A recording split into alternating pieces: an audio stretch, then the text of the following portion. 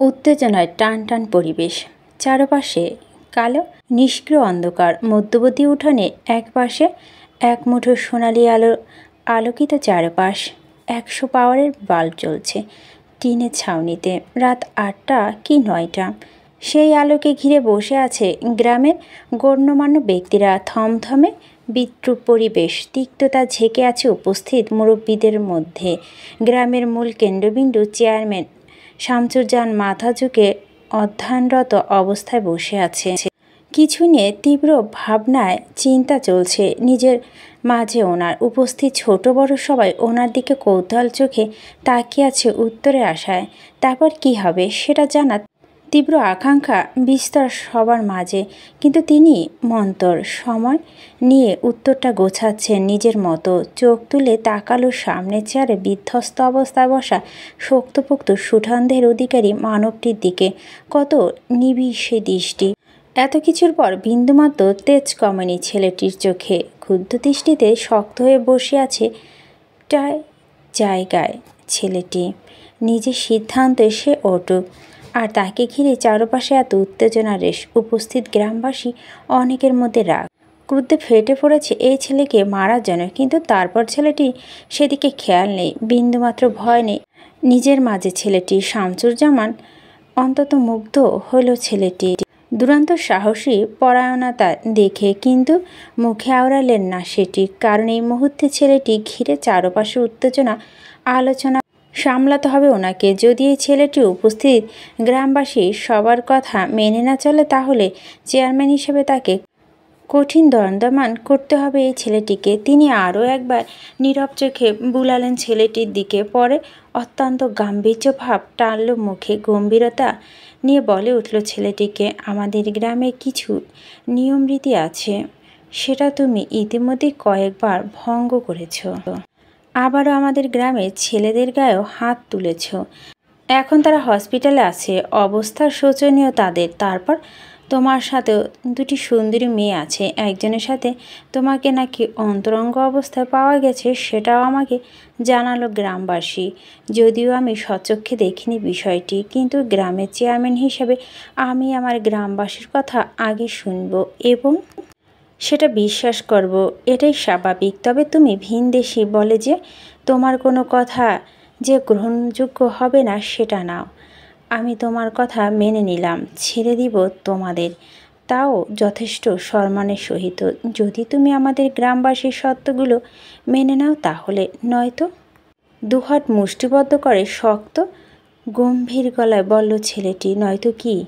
তিনি আবারও চোখ আওড়ালেন ছেলেটি শক্ত হয়ে থাকা মুখের দিকে। ছেলেটি সাহসীর সাথে সাথে বেশ সুদর্শনও বটে। অন্তত মায়াবী চেহারার অধিকারী এই ছেলেটি যে কোনো মানুষের নজরও মনে করতে সক্ষম। তিনি পুনরায় নিজের গম্ভীর করে তুলে বলে উঠল, তুমি অত্যন্ত সাহসী এবং বুদ্ধিমান একজন পুরুষ। সেটা এতক্ষণে আমার সাথে সাথে এলাকাবাসীও বুঝে গেছে। তুমি যে নিজের বুদ্ধি খাটিয়ে এতক্ষণ যাবৎ গ্রামবাসী ভিড়ও সুস্থ সাক্ষেপে দাঁড়িয়ে আছো এবং কেউ তোমার কিছু করতে পারেনি, সেখানে তোমার বুদ্ধিমাত্র পরিচয় পাওয়া যায়।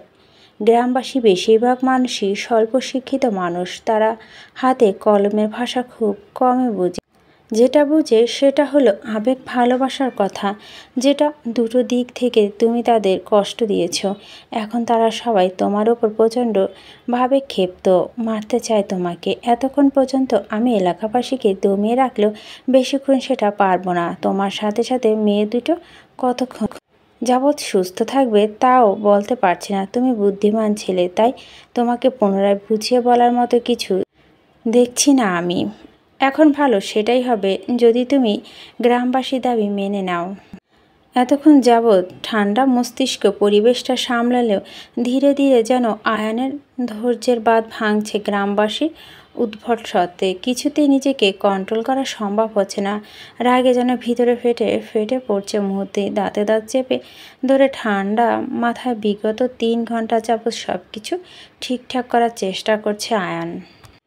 কিন্তু কিছুতেই যেন কিছুই ঠিক হচ্ছে না, বরং হিতের বিপরীত যাচ্ছে পরিস্থিতিটা। সেই সন্ধ্যা 6টা থেকে এই গ্রামবাসী কাহিনী শুরু হয়েছে। এখন বাজে রাত 9টা। তারপর তাদের ছাড়ার নাম নেই, আটকে রাখা হয়েছে জোরপূর্বক তাদের তিনজনকে। তারপর আবার ফালতু সব শর্ত, বিয়ে করতে হবে। আয়নের রাগে হাতে মুষ্টিবদ্ধ আরও শক্ত করে, বিরক্তি নিঃশ্বাস ফেলে শব্দ করে। এই ঘটনা শুরু হয়েছে সন্ধ্যা থেকে। আয়ান আজ বিকেল করে মায়া আর জুঁইকে নিয়ে ঢাকা থেকে বের হয়েছিল ব্রাহ্মণবাড়িয়া উদ্দেশ্যে। মায়া আর জুঁইকে নিজের বাড়িতে রেখে আসার প্রধান দায়িত্বটা নিয়েছে আয়ান। সেই দায়িত্ব পালনের জন্য বিকাল 4টা ধরে খানবাড়ি থেকে রওনা হয়েছে আয়ানের মায়া জুঁইকে নিয়ে। ড্রাইভার সাথে আনেনি, আয়ান নিজেই ড্রাইভ করছিল গাড়ি। হঠাৎ করে রাস্তার গাড়িটি আপনা আপনি থেমে যায়। আয়ান গাড়িটি ভালো করে চেক করতেই বুঝতে পারে গাড়ির মধ্যে তেল শেষ। গাড়িটি নিয়ে আসার সময় তৈল আছে কিনা সেটা চেক করেনি সে। অসময়ে গাড়ি তেল শেষ হয়, বিরক্ত হয় আয়ান। মায়া আর জুঁইকে বুঝে রেখে সে কিছু দূরে এগিয়ে গিয়ে তেলের খুঁজে ব্যর্থ হয়ে ফিরে এসে দেখে মায়া জুঁইয়ের বিধ্বস্ত অবস্থা। গ্রামের দুটো পকেটে ছেলে মায়া আর জুঁইকে উত্তপ্ত করছে, হাত ধরে টানাটানি করছে কোথায় নিয়ে যাওয়ার জন্য। এমন দৃশ্য দেখে আয়নের রাগটা কন্ট্রোল হয়নি। দক্ষ হাতে বেদম পেটালো ছেলে দুটিকে। এরই মধ্যে একটি ছেলে এসে আঘাত করে বসলো জুঁইয়ের পায়ে। পায়ে আঘাত, ছটফট করে উঠে জুঁই।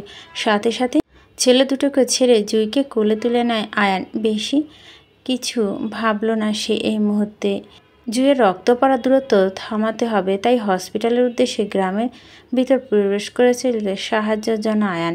কিন্তু হলো তার বিপরীত। বকাটে ছেলে দুটো সেখানে হাজির হলো। আয়ানকে আঘাত করতে গিয়ে আবারও আঘাত করল জুঁইয়ের পায়ে। আয়ান রাগে বসে জুঁইকে রেখে আবারও বেদম পেটালো ছেলে দুটোকে। এবার আর ছেড়ে দেয়নি, বরং ছেলে দুটোকে জানে মেরে ফেলার উপক্রম করল আয়ান। খানিকটার সময় ব্যবধানে গ্রামবাসী এসে সেখানটায় হাজির হয় এবং আয়ানকে আটকায়, বরং বাঁচা ছেলে দুটোকে। আয়ান কিছু বলার আগে ছেলে দুটো ব্যথায় কাতরে মিথ্যা কাহিনী সাজিয়ে জানালো গ্রামবাসীদের আয়ান বাকি দু মেয়েকে নিয়ে এই গ্রামের মধ্যে এসেছিল ফষ্টি নষ্টি করতে। ছেলে দুটো নাকি বাধা দেওয়ার আয়ান তাদের বেদম পেটালো। তখন গ্রামবাসী আর আয়নের কথাগুলো বিশ্বাস করেনি, করেছিল বকাটে ছেলে দুটোর কথা। আর সেই কাহিনীতে ঘিরে এই জনসভা বসানো হয়েছে আয়নের বিরুদ্ধে। আর এটা চলছে বিগত 3 ঘন্টা ধরে। হাঙ্গামা, হইচই, চিৎকার, চেঁচামেচি সব কিছুই এতক্ষণ যাবৎ চলে যাচ্ছে। তার সাথে আয়ান কথাগুলো ভেবে তিক্ততার দীর্ঘ নিঃশ্বাস ফেলে দাঁতে দাঁত চেপে ধরে নিজের রাগটা কন্ট্রোল করলো। এই মুহূর্তে রাগ করা মানে বিপদ। আয়ান একা থাকলে তাও একটা কথা ছিল, কিন্তু সে একা নয়, সাথে মায়া ও জুঁই। তাই বোকা করা যাবে না মোটো। এলাকাবাসী আয়নের কিছু করতে না পারলেও মায়া ও জুঁয়ে ঠিকই ক্ষতি করে বসতে পারে। আয়ন সবটা ভেবে নীরব ভঙ্গিতে তাকায় চেয়ারম্যান শামসুজ্জামান দিকে। পরে গম্ভীর কণ্ঠে বলে উঠল, আপনার এলাকাবাসী ফালতু উদ্ভট সব সত্যগুলো মেনে নেওয়াটা যুক্তিযুক্ত মনে হচ্ছে না চেয়ারম্যান সাহেব। আমি বুদ্ধিমান হতে পারি, বোকা নয়। কারো অহেতুক যুক্তিহীন সত্য মেনে নেওয়াটাও পাপ। সেটা আপাতত করতে চাচ্ছি না আমি। ক্ষতিপূরণ দিতে রাজি, তাহলে বিয়ে সত্য রাজি নয়। এখন আপনার এলাকাবাসীদের যা করা তাই করতে বলুন, আপত্তি নেই কোনো কিছুতেই আমার। তবে শুধুমাত্র আমাকে তার আগে একটা কল করতে দেন, নয়তো আপনারা কল করতে পারেন আমার হয়ে। হয় আমার পরিবারকে কল দেন, নয়তো আপনাদের স্থানীয় পুলিশ স্টেশন কমিশনারের কাছে কল করুন এবং আমাদের সাথে বলিয়ে দেন, বাকিটা আমি বুঝে নিব।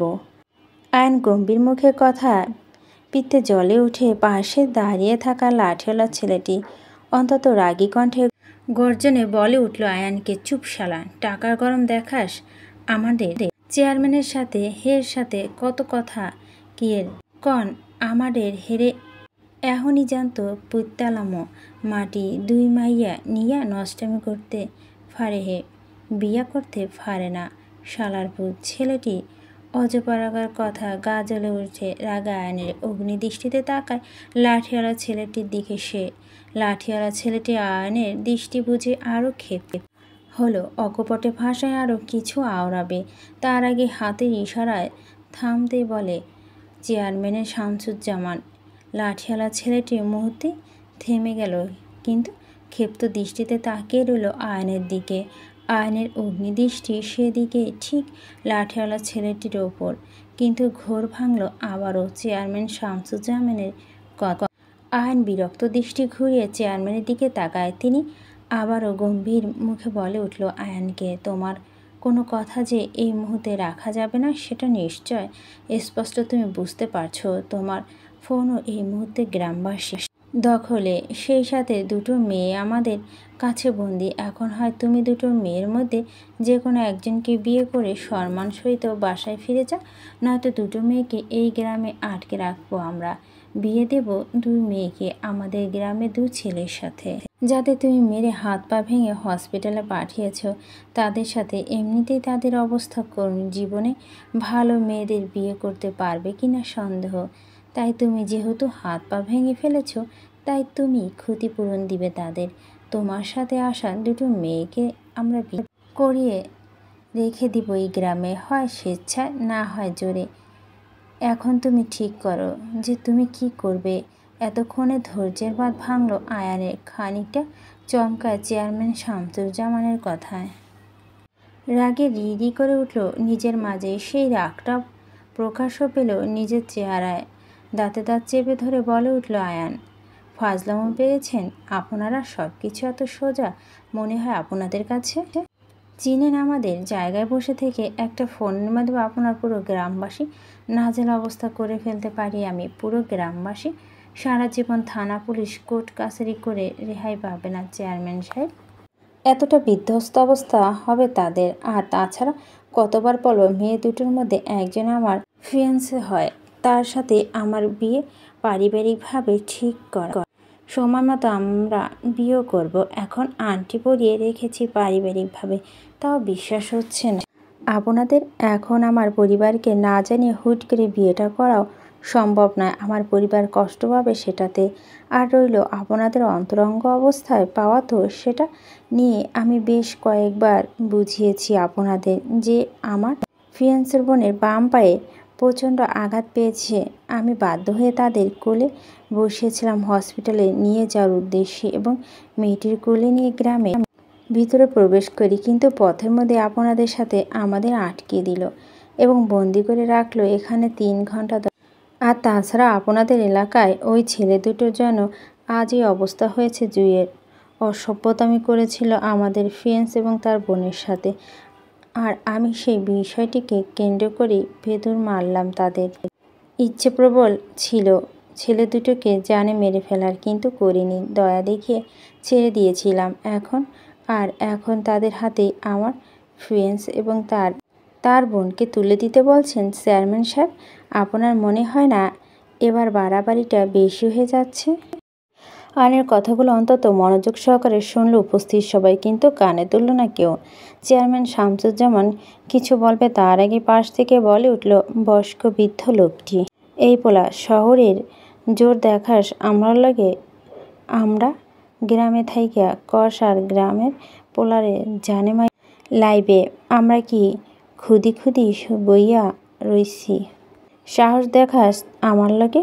আয়ন তীক্ষ্ণ দৃষ্টিতে তাকাল লোকটির দিকে। বয়স্ক লোক, ঢিলেঢালা সাদা পুরানো একটা পাঞ্জাবি পরে, লুঙ্গির সাথে মুখ ভর্তি লাল লাল দাড়ি, হয়তো মেহেদি দিয়ে পাকা দাড়ি লাল রেখেছে। আয়ন বেশ বুঝতে পারল এখানে উপস্থিত কেউই আর তার কথা কানে নিচ্ছে না, বরং তাদের নিজেদের সিদ্ধান্ত আটকে আছে। আয়ন বিরক্তি নিয়ে কিছু বলবে তার আগে আবারও পাশ থেকে অন্য একজন বয়স্ক বৃদ্ধ লোক মুখে পান চিবুতে চিবুতে বলে উঠল, এই পোলা, এত কথা শোনাস কোন দরকার আছে নাহি চেয়ারম্যান? আমার গ্রামবাসী যা কমো তাই শুনবে। এই পোলায় অতলা কথা না কইয়া তাড়াতাড়ি বিয়েটা করাই দেন চেয়ারম্যান। আমরার এলাকার পোলার লাগে দাও বিয়েটা, তাও কাহিনী শেষ কর। 3 ঘন্টা ধইরা বইয়া রইছি এখানে তামাশা দেখতাছি এই পোলার। এখন আমরা কোমরটায় ব্যথা করতেছে, বাইর জামুগা। আমার পাওয়ারে হাতের ব্যথাটা আর শুরু আইতেছে। তাছাড়াও শেষ করো তামাশাটা। বৃদ্ধা মুরব্বী বসিয়ে বসিয়ে কথা মুহূর্তে জোরে সম্মতি জানালো এলাকাবাসী। তীক্ষ্ণ গর্জনে জানালো মায়ার জুঁইয়ের বিয়েটা করিয়ে দিতে আঘাতপ্রাপ্ত ছেলে দুটির সাথে। আয়ন বুক কেঁপে ওঠে এই মুহূর্তের জন্য। এটা সে কিছুতেই করতে দিবে না কাউকে। আয়ন অস্থির ভঙ্গিতে হুমকি স্বরূপ বলে উঠল, মাথা ঠিক আছে আপনাদের কারো? আপনাদের ধারণা আছে আমরা কারা আর কি করতে পারি আপনাদের গ্রামের সাথে? আপনারা যে আমাদের আটকে রেখেছেন, এই জোরপূর্বক বিয়ে করে দিচ্ছেন, তার জন্য আইন আপনাদের কতটা ভয়াবহ শাস্তি দিতে পারে সেই ধারণা আছে আপনাদের কারো? আমরা এখান থেকে ছাড়া পাওয়ার পর আপনাদের কী হাল করব আমি সেই ধারণা একটাবারও করেছেন কেউ? আয়নের কথাগুলো পছন্দ হলো না কারো। উপস্থিত সবাই বিদ্রূপ দৃষ্টি স্থির আয়নের ওপর, যার রেশ টেনে পাশ থেকে কয়েকটি লাঠিয়া ছেলে রেখে তেড়ে আসতে চায় আয়নের মারতে। পরিস্থিতি প্রায় দস্তাদস্তিতে চলে গেছে, মারামারি নিশ্চিত। এতে করে আয়নের ভাবাবেগ হলো না বিন্দুমাত্র। চেয়ারম্যান শামসুজ্জামান দূরত্ব উঠে থামিয়ে দেয় লাঠিওয়ালা ছেলেগুলোকে। পরিস্থিতিটা সামলে নেয় এবং ধমকের স্বরূপ বলে, এই মুহূর্তে চুপ থাকতে। তিনি কথা বলছেন, পুনরায় গিয়ে বসলো নিজের জায়গা। অন্তত হিটমিট মেজাজে বলো, দেখো ছেলে, পুলিশ, টাকা, ক্ষমতা আপাতত কোনো কিছুই তোমাকে রক্ষা করতে পারবে না এই মুহূর্তে। কারণ গ্রামবাসীরা প্রচণ্ড রাগান্বিত তোমাদের উপর। তুমি এই এলাকায় ঢুকেছ মেয়ে নিয়ে, আরও আবার অশ্লীল ভঙ্গিতে। তোমার এই নোংরা কাজে আমাদের গ্রামের ছেলে মেয়েরা ভবিষ্যতে এমন অশ্লীলতা কাজ কাম করে বেড়াতে পারে। যদি এখন আমরা মুরব্বীরা তা ঠিক বিচার না করি, তো চেয়ারম্যান হয়ে আমি আমার গ্রামের ভবিষ্যৎ নিয়ে আগে চিন্তা করব, এটাই স্বাভাবিক। দ্বিতীয়ত, তুমি আমাদের গ্রামের ছেলেদের মারধর করেছ ব্যাপক, একেবারে হাত পা ভেঙে হসপিটালে পাঠিয়েছ। তৃতীয়ত, তুমি আমাদের গ্রামের কিছু দোকানপাট নষ্ট করেছ বাজেভাবে। এখন তুমি সেই দোকানগুলোর ক্ষতিপূরণ করতে হবে, নয়তো ছাড়াছাড়ি নেই। আর রইল তোমার আমাদের ভয় দেখানো নিয়ে, তাহলে সেটা তুমি এখান থেকেই ছাড়া পাওয়ার পরে করবে। মানে আমরা তোমাকে ছাড়লে তখন গিয়ে নিজের ক্ষমতা দেখাবে আমাদের উপরে, কিন্তু না ছাড়লে দেখাবে কোথা থেকে? আমাদের গ্রামে প্রায় 3000 মানুষের বসবাস। এই মুহূর্তে এই জনসভায় তোমার সামনে উপস্থিত আছে ছোট বড় সব মিলিয়ে প্রায় 1000-1200 মতো মানুষজন হবে। এখন তুমি একা হয়ে নিশ্চয় বোকামি করে সবার সাথে জোরাজুরি দেখে লড়াই করতে যাবে না, তাই না? যদি করতে চাও তাহলে আমি আর বাধা দিব না কাউকে। তবে তোমাকে মেরে যে মেয়ে দুটোকে গ্রামবাসী আটকিয়ে রাখবে এটা নিশ্চিত। এখন ডিসিশন তোমার, যাও গিয়ে লড়াই করো 1200 মানুষের সাথে, আর না হয় বুদ্ধিমান ছেলে মতো আমাদের কথা মেনে নাও। আয়ন থমকে যায় মুহূর্তেই, সারা শরীর হিম হয়ে কাটা দিয়ে উঠে। এতক্ষণ যাবৎ শক্ত থাকা হাড়টি মুহূর্তেই নরম হয়ে যায়। আয়ন নিজের জন্য চিন্তা করছে না, সে চিন্তা করছে মায়া জুঁইকে নিয়ে। এই বাজে পরিস্থিতিতে যদি আয়ন গ্রামবাসীর কথায় মেনে না নেয়, তাহলে মায়া জুঁই দুজনকে হারাতে হবে তাকে, যেটা সে কখনো চায় না। হারানোর ভয় আয়নের শক্তপোক্ত শরীরটা মুহূর্তে মৃদু কেঁপে ওঠে, সেই সাথে কেঁপে ওঠে আয়নের বুক। অস্থির উত্তেজনা কম্পিত হচ্ছে কলিজা সহ। বিগত 3 ঘন্টা যাবৎ মায়া জুঁইকে দেখতে পারছে না আয়ন। গ্রামের মহিলারা জোরপূর্বক আয়ন থেকে মায়া এবং জুঁইকে ছাড়িয়ে নিয়ে গেছে গ্রামে আসার পরই। তাই আয়নের জানা নেই তারা দুজন এখন কেমন আছে, ভালো আছে নাকি। গ্রামে মহিলারা কিছু করছে তাদের সাথে। এক মুহূর্তে যেন আয়নের মনে উকি দিল জুঁইয়ের পায়ে অবস্থা জানার জন্য। বাম পায়ে গভীর আঘাত, ছটফট করছে মেয়েটা, অঝরে রক্তপাত হচ্ছিল পায়ের মধ্যে। আচ্ছা, এখন কি ঠিক আছে মেয়েটা নাকি? প্রচুর রক্তপাতে বেহুশ হয়ে গেছে মেয়েটা। আয়ন মনে মনে নিজেকে তীব্র ধিক্কার জানালো। সামান্য দুটো মেয়েকে সে করতে পারল না। আয়নের মাঝে তীব্র অপরাধবোধ সৃষ্টি হলো অনেকটা, মনের ছটপট দ্বিগুণ হলো। কিন্তু আয়নকে যেতে দিল না কেউ মা এবং জুঁইয়ের কাছে। অক্ষত আয়ন রাজি হলো বিয়ে করতে মায়াকে। মনে মনে ভাবল, এতদিন তো সে এমনিতে মায়াকে বিয়ে করে নিত, আজ না হয় পরিস্থিতি নিয়ে বিয়েটা করে নিক। তাছাড়া সবচেয়ে বড় পাওয়া হলো ভালোবাসা মানুষটিকে সে বিয়ে করছে, অন্য কাউকে নয়। আয়ন শান্ত হলো, সেই সাথে শান্ত হলো আয়নের অস্থির তোলপাড় মন। ঠান্ডা মেজাজে সম্মতি জানালো এলাকাবাসীর কথায়, মেনে নিল গ্রামবাসীর দেওয়া সকল সত্য। গল্পের অংশটুকু ভালো লাগলে অবশ্যই লাইক শেয়ার করবেন, আপনার মূল্যবান মতামত জানাবেন।